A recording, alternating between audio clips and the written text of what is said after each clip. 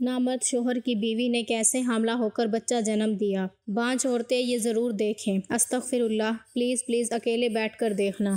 میرا نام انابیہ ہے اور بچپن سے ہی میری منگنی اپنے کزن کے ساتھ ہو گئی تھی۔ وہ میرے چچا کا بیٹا تھا۔ ان کے گھر میں میری چچی تھی جو کافی اچھی انسان تھی اور سارے کہتے تھے کہ میں اس گھر میں بہت خوش رہوں گی۔ میرا ایک دیور بھی تھا جس کا نام سلمان تھا اور میرے شوہر کا نام اظہر تھا۔ ہم لوگ ایک دوسرے سے بات بھی کیا کرتے تھے اور ایسا لگتا تھا کہ بس ایک گھر سے دوسرے گھر میں جانا ہے۔ سسرال میں جانے والا کوئی بھی سسٹم محسوس نہیں ہوتا تھا۔ اچھا لگتا تھا کہ اپنوں میں جا رہی ہوں اور ہمیشہ ہنسی خوشی رہوں گی۔ میری شادی ہو گئی۔ میں شادی والے دن بھی کافی خوش تھی اور سارے مجھے کہہ رہے تھے کہ پہلی دلہن دیکھی ہے جو اتنی خوش بیٹھی ہے، اس کو کسی بات کی فکر ہی نہیں ہے۔ میں نے کہا کہ اپنے چاچو کے گھر جا رہی ہوں تو پھر کس بات کی فکر، اور ویسے بھی گھر بھی ایک ہی گلی میں تھے۔ لیکن شادی والے دن میرے دیور کی حرکتیں کافی عجیب تھیں۔ اس کا کہنا تھا کہ یہ سب کچھ غیر شرعی ہو رہا ہے، یہ ناچ گانے مہندی کی رسمیں اس کو ختم کیا جائے۔ مجھے یہ چیزیں نہیں پسند۔ میں نے اپنے شوہر کو کہا کہ یہ کیا چاہتا ہے، آج ہماری زندگی کا اتنا خوبصورت دن ہے۔ اس نے کہا کہ اس کی باتوں پر زیادہ غور کرنے کی ضرورت نہیں ہے، اس نے 2-4 اسلامی کتابیں پڑھ لی ہیں، اسی لیے اس طرح کی باتیں کر رہا ہے۔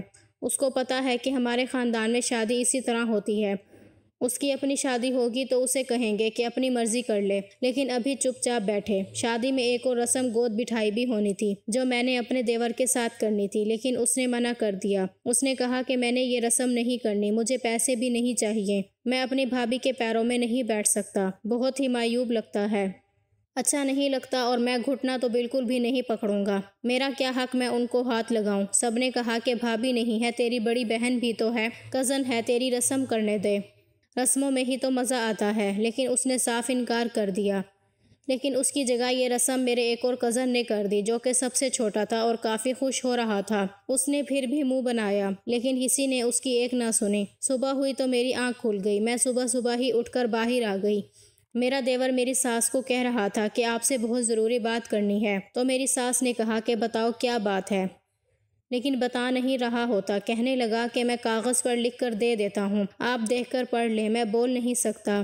میری ساس کو نہیں پتا تھا کہ کیا بات ہے، وہ میری طرف دیکھ کر بھی ہنس رہی تھی۔ وہ امی کو اشارہ کر رہا تھا کہ بھابھی کو نہیں بتائیں، آپ سے ضروری بات کرنی تھی، آپ اعلان کیوں کر رہی ہیں؟ اس نے بات کاغذ پر لکھ کر میری ساس کو پکڑا دی۔ جب میری ساس نے وہ کاغذ پر لکھا پڑھا تو انہوں نے دیور کو کمرے میں بلا کر 2 تھپڑ مارے اور کہا کہ تیرا تو میں پکا علاج کرواؤں گی، تو زیادہ ہی پاگل ہو گیا ہے، نکل جا، جا یہاں سے دفع ہو جا، اپنی شکل مت دکھانا، مجھے اگر یہ بات تیرے بھائی کو پتہ چل گئی تو تجھے مار دے گا، اور اگر تیرے باپ کو بتا دی تو تجھے گھر سے نکال دے گا۔ شرم نہیں آتی تجھے اس طرح کی فضول باتیں کرتے ہوئے، اور وہ بھی اپنی ماں کے ساتھ؟ بڑا تو اپنی طرف سے غیرت مند بنتا ہے۔ میں حیران رہ گئی کیونکہ یہ سب اس وقت میری آنکھوں کے سامنے ہو رہا تھا۔ میں نے کہا کہ چاچی کیا بات ہے، کیا ہوا؟ تو میری ساس تھوڑا گھبرا گئیں۔ انہوں نے کہا کہ نہیں بیٹا کچھ نہیں ہے، ایسی باتیں کرنا فضول ہے، چھوڑو۔ میں نے کہا کہ نہیں، سلمان نے کچھ کہا تو ہے آپ سے؟ تو میری ساس نے کہا کچھ نہیں، تم کمرے میں جاؤ، میں ناشتہ بھجواتی ہوں، تم دونوں ناشتہ کر لو، پھر اس کے بعد تمہیں پارلر بھی جانا ہے، ولیمے کے لیے تیار ہونا ہے۔ میں نے کہا ٹھیک ہے۔ میری ساس وہاں سے چلی گئیں اور وہ کافی جلدی میں بھی تھیں، لیکن جو کاغذ میرے دیور نے ان کو پکڑایا تھا وہ زمین پر ہی گر گیا تھا۔ میں نے وہ کاغذ اٹھا لیا اور میں اپنے کمرے میں آ گئی۔ اس کاغذ میں جو لکھا ہوا تھا وہ پڑھ کر مجھے بھی غصہ آ گیا کہ میرا دیور کیا مجھ پر شک کر رہا تھا؟ کیا اسے یہ لگتا تھا کہ میں شادی سے پہلے بد کردار تھی اور اپنی ماں سے اس بات کا ثبوت پوچھ رہا تھا کہ بھابھی ٹھیک تو ہیں، بھائی کی عزت نیلام تو نہیں ہو گئی؟ کیا بھابھی کنواری تھی؟ میں نئی دلہن ہی سہی، لیکن ہم ایک دوسرے کو بچپن سے جانتے تھے۔ مجھے بہت غصہ آ گیا۔ میرا شوہر جاگا تو میں نے اسے یہ کاغذ پکڑا دیا۔ اس نے کہا کہ یہ تو میرے بھائی کی رائٹنگ ہے۔ میں نے کہا کہ جی ہاں، یہ حرکت کی ہے آپ کے بھائی نے۔ اس بات پر وہ بھی غصہ ہو گیا۔ اس نے کہا کہ میں ابھی جا کر بات کرتا ہوں۔ میں نے کہا کہ آپ کوئی بات نہیں کریں گے کیونکہ امی نے اس کو سبق سکھا دیا ہے، اور یہ کاغذ تو میں چوری چوری اٹھا کے لائی ہوں۔ اب اگر آپ جا کے بات کریں گے تو امی کو پتہ چل جائے گا کہ میں نے آپ کو بتایا ہے، پہلے دن ہی گھر میں فساد بن جائے گا۔ میرے شوہر کا بھی یہی کہنا تھا کہ اس لڑکے کا دماغ بہت زیادہ خراب ہو گیا ہے۔ ہمارے خاندان میں کوئی بھی ایسا نہیں ہے، ہم لوگ بھی بے دین نہیں ہیں، ہمیں نماز روزے کا پتہ ہے، لیکن اس طرح کی فضول حرکتوں کے بارے میں تو ہم نے بھی کبھی نہیں سوچا ہے۔ میرا دیور دراصل یہ جاننا چاہ رہا تھا کہ میں کنواری ہوں یا نہیں، اور اس کا ثبوت وہ کس طرح سے مانگ رہا تھا وہ بھی ہم سب اچھی طرح جانتے تھے کہ جا کر میرے کمرے کو دیکھا جائے، ثبوت اس کمرے میں سے ہی مل جائے گا۔ ابھی بھی کچھ ایسے علاقے ہیں جہاں پر اس بات کو بہت اہمیت دی جاتی ہے، لیکن میرے شوہر کا کہنا تھا کہ تم ہمارے خاندان کی لڑکی ہو اور ہماری آنکھوں کے سامنے پلی بڑی ہو، اور ہم نے آج تک تمہارے اندر کوئی غلطی نہیں دیکھی، تو ہم اس طرح کی بات کے بارے میں کیوں سوچیں؟ اور اگر تم ہمارے خاندان کی لڑکی نہیں ہوتی، باہر سے آئی ہوتی، تب بھی ہم اس طرح کی کوئی حرکت نہیں کرتے۔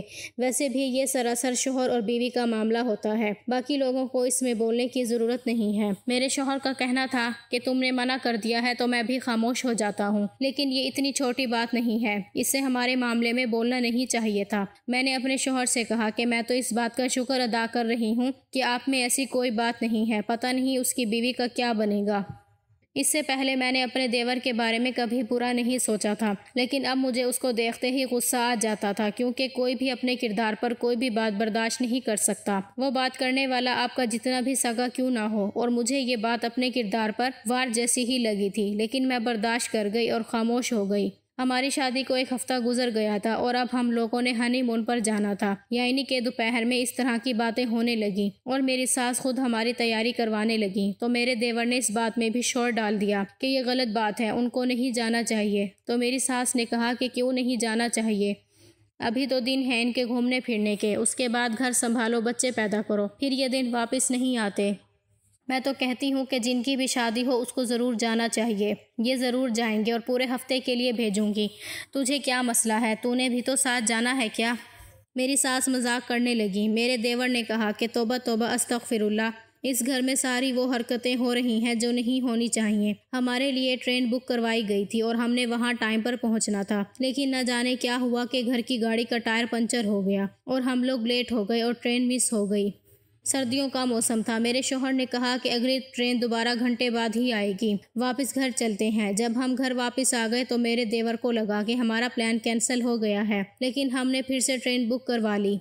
مجھے ایسا لگ رہا تھا کہ یہ حرکت بھی میرے دیور نے کی تھی، لیکن شاید وہ اتنا بھی گرا ہوا نہیں تھا اور اتنی بچکانہ حرکت نہیں کر سکتا تھا۔ پھر بھی ہم لوگ کون سا رک گئے تھے، ہم ہنی مون پر چلے گئے اور ہفتے کے بعد واپس آ گئے، اور ہم سب کے لیے تحفے بھی لے کر آئے تھے۔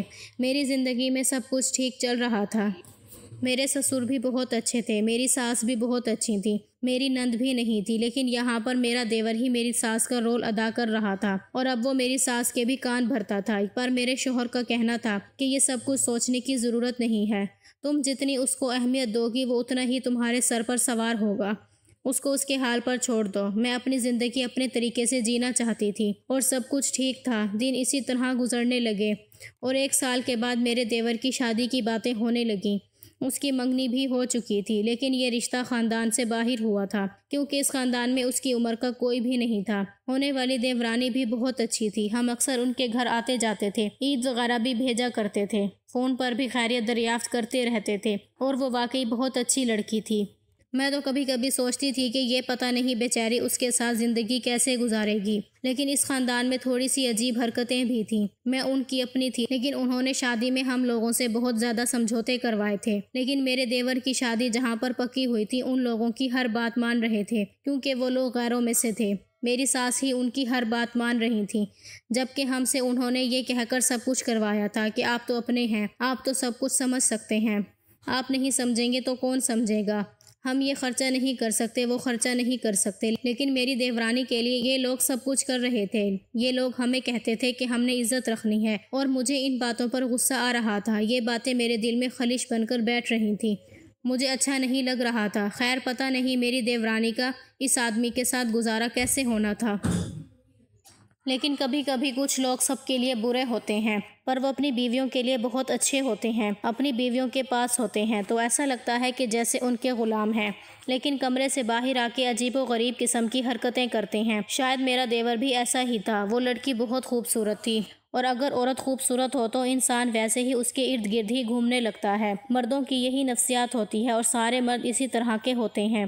میری دیور کی شادی کی تاریخ پکی ہو گئی تھی اور اس کی شادی بھی ہماری شادی کی طرح دھوم دھام سے ہونے والی تھی۔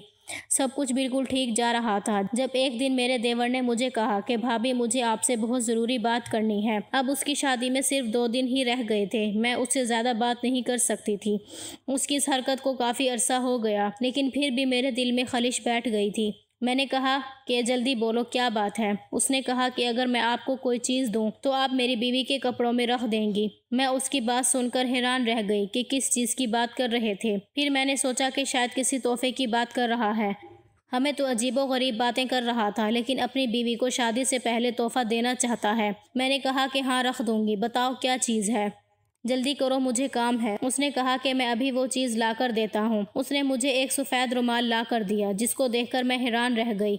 उसने कहा कि मेरी बीवी के लहंगे के अंदर रख दीजिएगा। मुझे समझ आ गया था कि वो क्या सोच के ये सब कुछ करवा रहा है। पहले मैंने सोचा कि मैं उसको मना कर दूं और ये बात अपनी सास या अपने शोहर को बता दूं, लेकिन फिर मैंने सोचा कि क्यों बताऊं। जब मेरे साथ इस तरह किया गया तो उसकी बीवी के साथ भी इसी तरह होना चाहिए। उसे भी पता चलना चाहिए कि उसके शोहर की जहनीत क्या है। मैंने कहा कि ठीक है, मैं ये काम कर दूंगी। उसने मेरा शुक्रिया अदा किया और मैंने वो रुमाल रख लिया और उसने मुझे जैसे कहा था वैसे ही मैंने अपनी देवरानी के लहंगे में रख दिया। वो भी हमारे घर से करीब ही रहती थी। सामान उसके घर भिजवाने का वक्त आ गया था। मैं ही उसके लिए टोकरी ले जा रही थी। मैंने ये काम कर दिया और सामान भी भेज दिया। अब शादी में ज़्यादा वक्त नहीं था, किसी ने भी नहीं देखना था और जल्दी जल्दी ये सब कुछ हो जाना था। क्योंकि जब मेरे साथ ऐसा हुआ था तो मैं खामोश हो गई थी। मैंने उन लोगों की इज्जत रख ली थी, जबकि मैं चाहती तो अच्छा भला ववेला मचा सकती थी। अपने शोहर से अपने देवर की अच्छी खासी क्लास लगवा सकती थी और सबको ये बता सकती थी कि उसने इतनी घटिया हरकत की है। जो बात मुझसे मेरे शोहर ने नहीं पूछी, मेरी सास ने नहीं पूछी, वो मेरा देवर पूछना चाहता था। ये छोटी बात नहीं थी, लेकिन अब मैं ये भी देखना चाहती थी कि जब यही सब कुछ उसकी बीवी के साथ होता है तो उसका रद्द-ए-अमल क्या होता है और ये लोग क्या करते हैं। क्योंकि अभी तक तो ये हम दोनों में बहुत ज़्यादा फ़र्क कर रहे थे। अभी इनको सीधा ना किया जाता तो ये फ़र्क सारी उम्र भुगतते रहते। और मैं उनके ख़ानदान की थी, उसको इस तरह नहीं करना चाहिए था। दोनों के साथ एक जैसा रवैया रखना चाहिए था। शादी की रस्में होने लगी हैं और शादी हो गई। रात के वक्त जब दुल्हन को हमने कमरे में बिठा दिया और मेरे देवर ने कहा कि वो सबके सामने कमरे में नहीं जाएगा।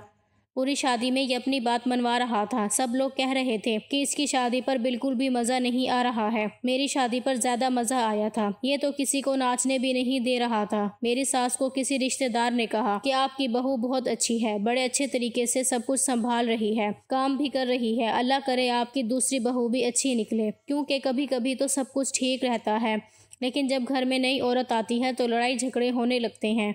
उनका कहना है कि ऐसा नहीं होगा। मुझे पूरा यकीन है क्योंकि सादिया बहुत अच्छी लड़की है। मेरी देवरानी का नाम सादिया था।